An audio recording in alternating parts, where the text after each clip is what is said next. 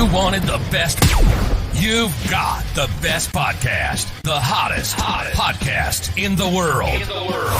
The Chris Voss Show, the preeminent podcast with guests so smart you may experience serious brain bleed. The CEOs, authors, thought leaders, visionaries, and motivators.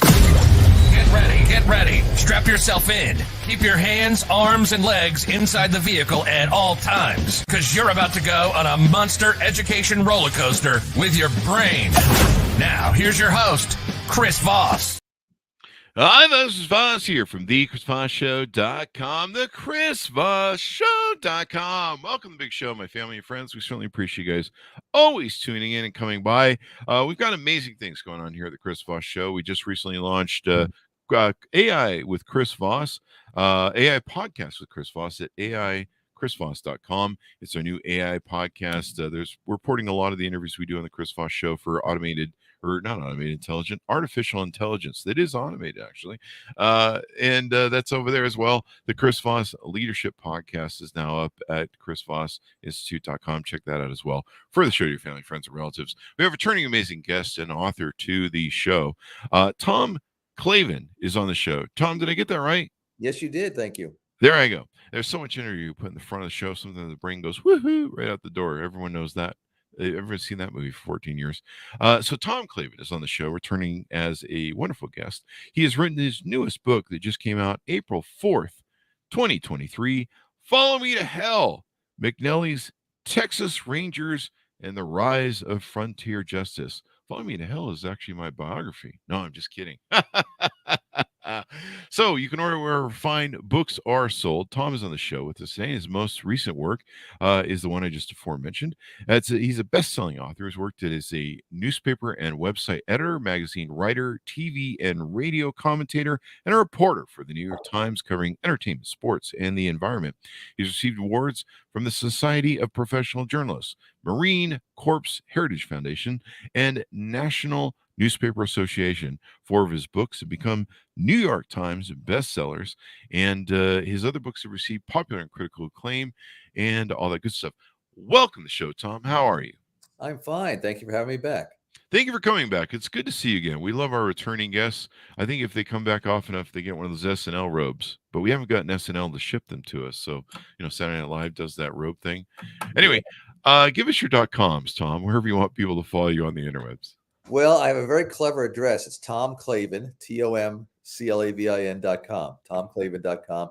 Has my books, has appearances for a book tour that I just completed, so it's probably obsolete information I should take down.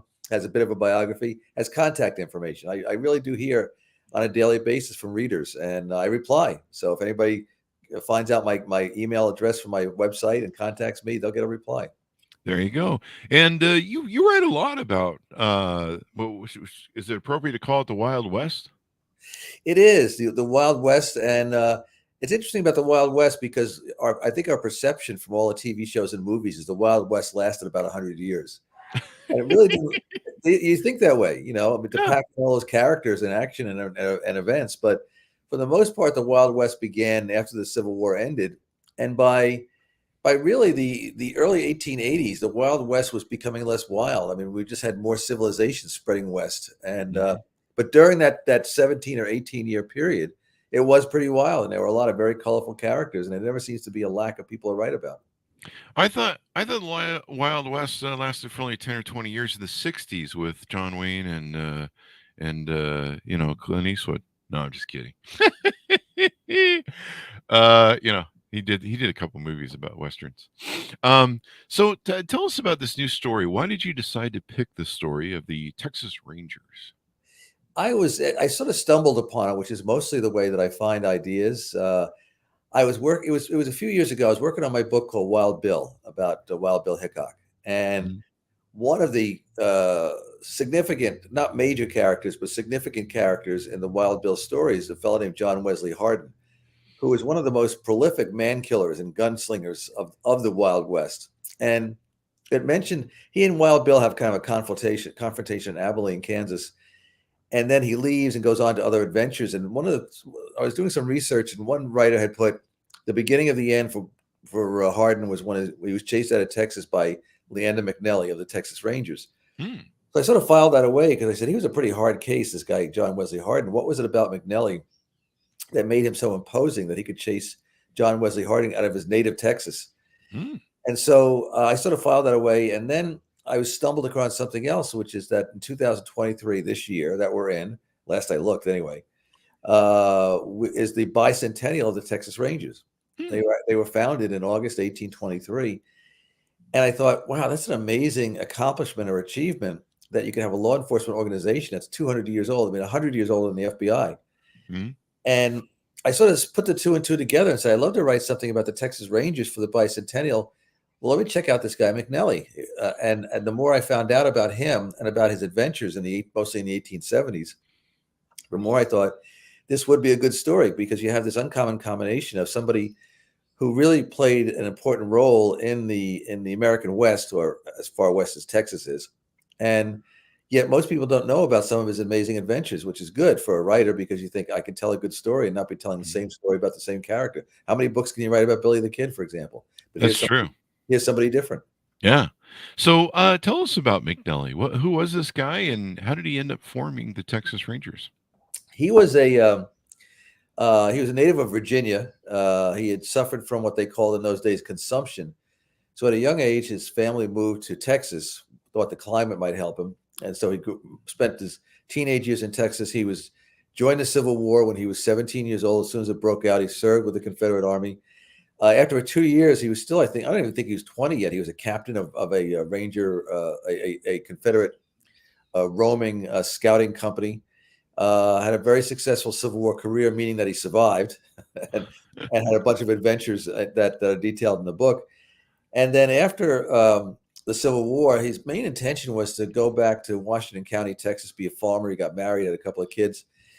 But the Texas Rangers were being reformed after the Civil War. And the Texas government was taking the bold step of actually coming up with a budget to pay these people to provide law enforcement. And they reached out to some Civil War veterans and said, we need young captains. Mm-hmm. And Leander McNelly said, sign me up. And for the next several years, he was the leader of a company of Texas Rangers that he wasn't a captain for more than just a few years because his consumption got the better of him. But during that time, they confronted John Wesley Harding. They stopped a war in a county, a Hatfield and McCoy kind of war in one of the counties in Texas. They invaded Mexico and almost started the Second Mexican-American War. They just had a lot of adventures, a lot of running around, a lot of border patrol, a lot of fights, a lot of conflicts.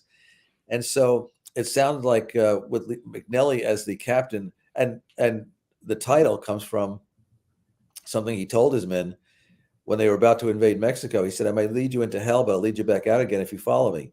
They were fiercely loyal to him. He was partly because of his frailty.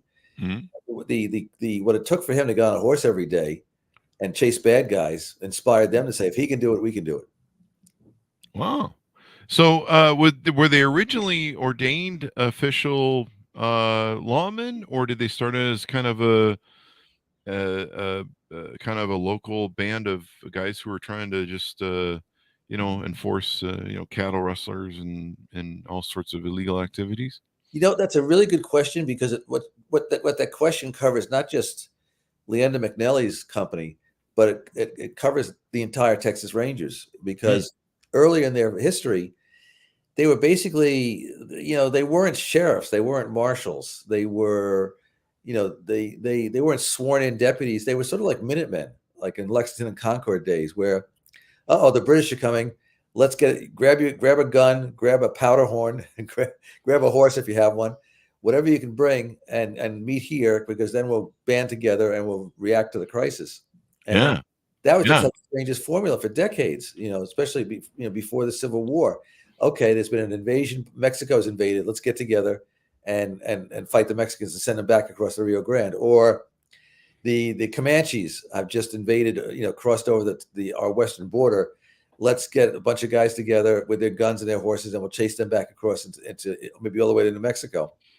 So that was the way the Texas Rangers operated, and McNelly was one of those transformative Ranger captains after the Civil War, because yes, the Texas government was deciding to actually set up a budget to pay Texas Rangers to be law enforcement officers, which had not really been the case before. And McNelly was one of those rare early officers in the Texas Rangers who he treated his company like a law enforcement company. He trained them.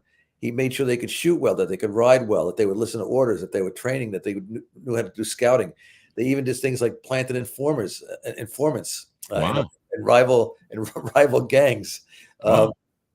And so they were kind of like the very first glimmer of what is the modern Texas Rangers was really during the McNelly years in the early to mid 1870s. Wow. It sounds like who's the guy who started the FBI J. back Edgar in Hoover.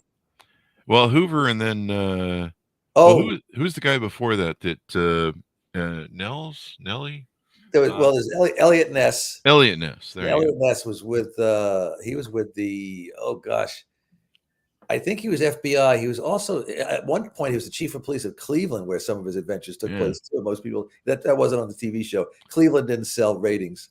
Yeah, I think he didn't he start like laying a foundation for like I think didn't he start fingerprints and things like that. So this is kind of interesting. Was one of the was one of the problems that Texas couldn't afford, or were they able to pay them to do this? And I know Texas is huge in size, so trying to regulate, of course, back then was it partially Mexico? Until it was Spanish. It was all part of Spain's holdings in North America. Then when Mexico won its independence from Spain in 1821, Texas was all part of Mexican holdings, which stretched from the border of Louisiana all the way to California. Mm-hmm. And so once Texas became its own republic, which was after 1836, the Alamo, the Battle of San Jacinto, when they became their own republic, one of the things that they really plagued them for years, they had no money. I mean, Texas remains to this day one of those states that's not very fond of taxation. Mm-hmm. So when I don't know, I've seen people's property taxes down there. But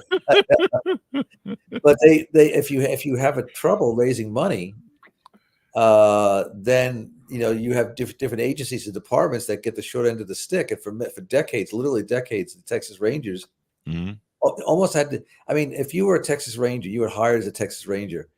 You had to bring part of your contract, so to speak, was you had to bring your own horse and your own gun and your own food. Wow. So all they provided you was ammunition. Did you get free coffee? No, free coffee, yeah. Free coffee and beans. Decaf though. So free coffee and beans. That sounds like a Mel Gibson movie. Mel Brooks. Mel Brooks. Yeah. Thanks for correcting me there. It's Monday. I'm half asleep. Yeah, it was the beans and farting a bit that they did. Very funny, sitting around the campfire there. So they do this. You mentioned the tease out that he ran the dude out of Texas. Do you want to tease out any on that? Yeah, one of the adventures that McNelly's Rangers had is there was a county, DeWitt County in Texas, had these two families, the Sutton family and the Taylor family, and they had this long feud that began before and then during and then after the Civil War, where these family members were constantly battling each other, shooting each other. They're dropping like flies on either side. And if they just wanted to kill each other, that was sort of like okay, because eventually there was none left. So let them kill themselves out of existence. But a lot of people were getting caught in the crossfire. So finally, the Texas government, the governor sends McNelly and his Rangers into DeWitt County and says, you got to calm these people down. It made the Hatfields and McCoys look like a skit out of Sesame Street.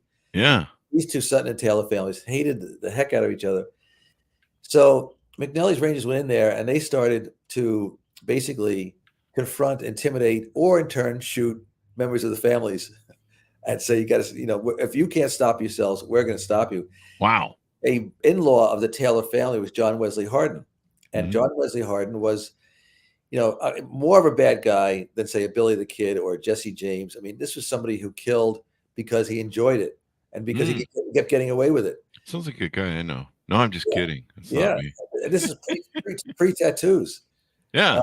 And so as far as maybe he was branded. I don't know. That was the tattoo in Texas in the 1850s and 60s. And 70s. Oh, really? You got branded.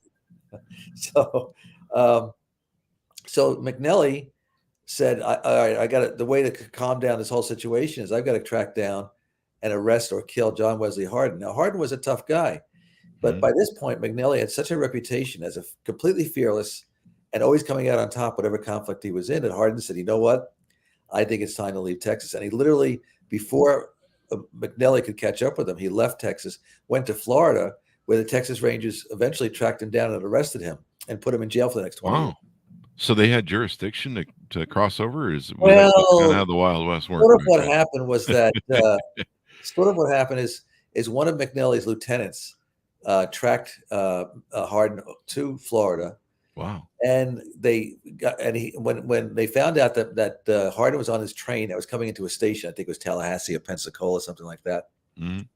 The lieutenant, knowing he did not have jurisdiction, hired a local Florida deputy, and said, "Okay, we're both going to get on this train. Here's the guy we're going to arrest. I can't arrest him. You can arrest him. But once you arrest him, I can become sort of like the transportation manager. You can give me a voucher for train fare that will return Hardin to where he's wanted in Texas." And that's basically how it worked out. The early days of extradition. There was a brief shootout.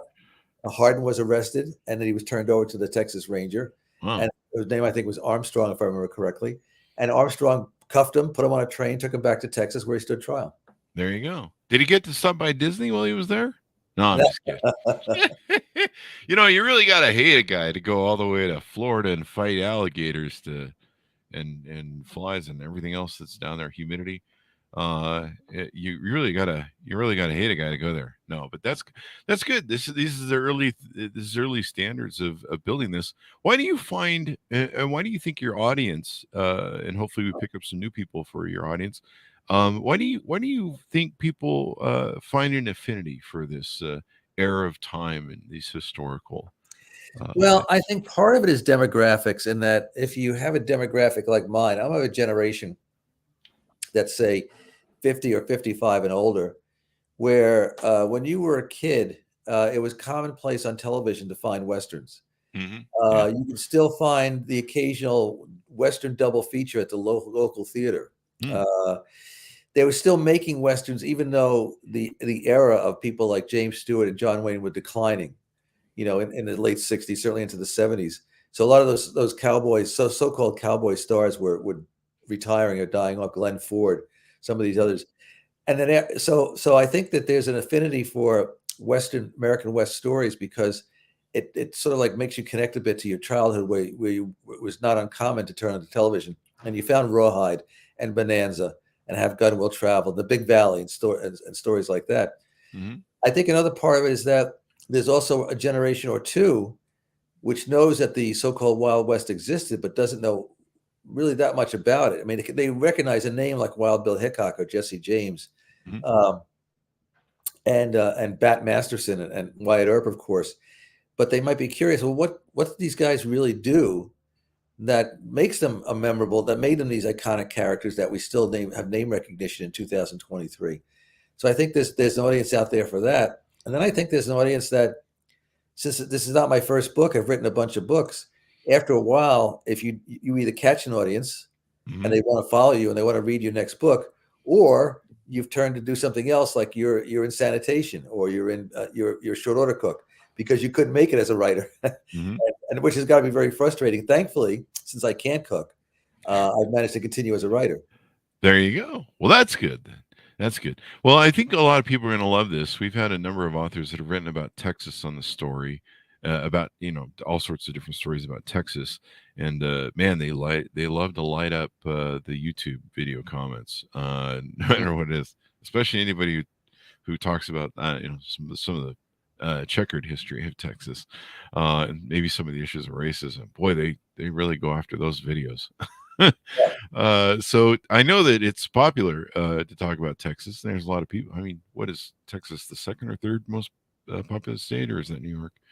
I know there's a lot of people in Texas. Let's put it that way, and they're very adamant about their independence and stuff. So this is a good story, and the foundings of the thing.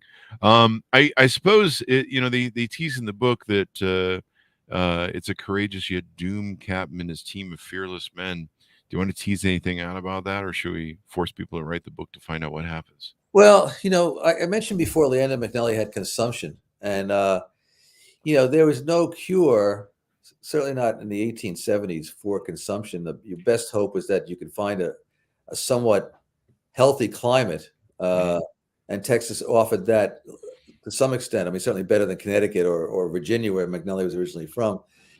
But it was only a matter of time. And also in McNelly's case, he was not one to sit around in his rocking chair and take care of himself. He was out there having these adventures. He was chasing down bad guys with his company of men. They were camping out every night in all kinds of weather. I mean, yes, in Texas, you're not going to get that too much in the way of snowstorms or ice storms, but still, you can have some degrees of weather change. And if you're camping out, it's a rainy night. It's a rainy night, and you're camping out, you're cold, and you've got consumption. So that's why McNelly could be, in a way, be considered doomed, because he knew he wasn't going to have a long lifespan to begin with, and he didn't do much to help himself along to have a long lifespan. And I think, to explain part of that, I think it was because he knew that he had a disease that is ultimately going to be fatal. And his thinking was, if I'm going to die and going to die young, relatively young, I'd rather do it while I'm on a horse chasing a bad guy than do it lying in bed. So I think, that's, excuse me, one of the reasons for his fearlessness is that he literally did not fear death, because it would have been preferable to the option. There you go. Well, it's better to go out with a bang than to, what is that old line? Do not go gently into that good night. There's a Neil Young line. Better the burnout than it is to rust. Yeah. Or was it the Who? I hope I die young before I get old. Hope I die before I get old. Yeah. Which is funny, because I think Roger Daltrey's like 80 or something now. So he didn't listen to himself. Yeah. Well, he tried. Bonham got there. And so did Keith Moon. That was dark and too soon. But anyway, they were both wonderful drummers. Anyway, so this has been really insightful. I think people will love it. And as you mentioned, it's a bicentennial. I mean, this is the founding of 200 years of organization that does law enforcement, and a great job of it, and all that good stuff. So give us your .coms, Tom, so you can find you on the interwebs, please. It is Tom Clavin, TOMCLAV as in Victor, IN.com. And they'll find some other books there too, because some people might or might not be familiar with the previous books like Dodge City and Tombstone and Wild Bill. And nothing has to be read in order, but I think people enjoy the books. I think another thing about it that you asked before about an affinity for it is this book also, I try and inject some kind of humor also. I mean, nobody should read my book thinking that it's humorless and they got to take things terribly seriously. There's some serious stuff in there, but I just was doing a book I'm working on now. There's a piece in there about an outlaw who was killed in 1890, and he wasn't buried until the mid to late 1970s. Oh, and what happened? Well, his body was used as a carnival show attraction for decades. And then they lost it in some kind of warehouse for another few more decades. And it was found by a production crew for the TV show $1 Million Man with Lee Majors in the 1970s, when they were unpacking some crates in this warehouse. And so the TV crew found this mummified body. So they eventually buried this guy in 1977. An outlaw had been killed in the 1890s. Now, that's funny. Yeah, it is an interesting story. I think I know who you're talking about. They took the head around the carnival show, didn't they? Was that the guy? I think this particular guy, they took the whole body. Oh, did they? They dressed him up as an outlaw, even though he was deteriorating over time. There you go. And then your Blood and Treasure book that we had you on prior, so we'll give a plug to that show, is an editor's pick on Amazon. So congratulations for that. Thank you. Yeah, that book, we were Bob Drury and I were very pleasantly surprised, because we knew we had an iconic character in Daniel Boone, who had a lot of adventures in the 1800s, 1790s, 1780s, but that helped. But we also didn't know, is there still an audience for that? And when the book came out, it immediately went to the New York Times bestseller list and stayed there for a few weeks. It's been selling great in paperback. I hear, like I say, I hear from readers almost every day, and still I hear a lot of people about Blood and Treasure. It's just a fun book to read. There you go. And a lot of great books do you have. How many books do you have total? Well, I claim 18. I don't count them. Okay. And I worry, especially if they're more than 18, that I don't count them, because every so often you have somebody give you that backhand compliment, the prolific Tom Clavin. And you know what they're really saying is it? If this guy writes this many books, they can't be that good. Oh, wow. Wow. I never thought that was passive So I stopped. aggressive. Jack Benny stopped at 39. He never turned older than 39. I've never No. written more than 18 books. We have people on the show that have written 60. No, I think we have somebody who's done 150. They can't be that good. Well, they're all novels. Oh, okay, that's different. Yeah. And once you kind of have the blueprint, I mean, they're all good evidently, and they have a popular following. But they've been writing all their life. They're old like us. And you've written a lot of great books. The Outlaws about the Dalton Gang. I'll give you a few plugs in your Tombstone, Wild Bill, Dodge City. These are all movie things. One thing that was interesting here, The Last Man Out, the true story of America's heroic final hours of Vietnam. Wow. There you go. Yeah, there's efforts to develop that into a limited, what they call a limited series, because the production company is looking at. They originally had it with the National Geographic Channel. Now I think it's someplace else, because 2025, April 2025, which is now less than 2 years away, is the 50th anniversary of the fall of Saigon. Wow. And our book, Last Man Out, which I did with Bob Drury, is about when everybody abandoned the city on April 30th, 1975. We left 11 Marines on the roof of the American embassy. And that morning, as the sun rises, they're peering over down from the roof as 150,000 North Vietnamese troops are entering Saigon. And so the book is about how do they get out of there? How many get out of there? What happens? How do they get themselves out of there? And a lot of these guys, some of these guys are, I don't want to give too much away, but some of these guys are still alive. And, the people, powers that be, thought that would make for a really exciting and gripping limited series to coincide with the 50th anniversary of the fall of Saigon. So we'll see what happens. Yeah, that will definitely be interesting. What a harrowing story. I can't imagine being, we just kind of saw some of that in Afghanistan. I think we have somebody writing a book on that's been on the show. Well, thank you very much, Tom, for coming on the show. It was great to see you again. Wonderful to have you. Please come back and give us you gave us your .com, so we got that out of the way. Thanks, Monis, for tuning in. Order up the book wherever fine books are sold. Stay away from those alleyway bookstores because they're dangerous. You could get mugged. Follow Me to Hell. McNelly's Texas Rangers and the Rise of Frontier Justice. Available where fine books are sold. I'm going to have to find a new title for my memoir. Thanks for tuning in to my audience. Go to goodreads.com/Chris Voss, youtube.com/Chris Voss, and LinkedIn/Chris Voss, all the crazy places on the internet. Thanks for tuning in. Be good to each other. Stay safe. And we'll see you guys next time.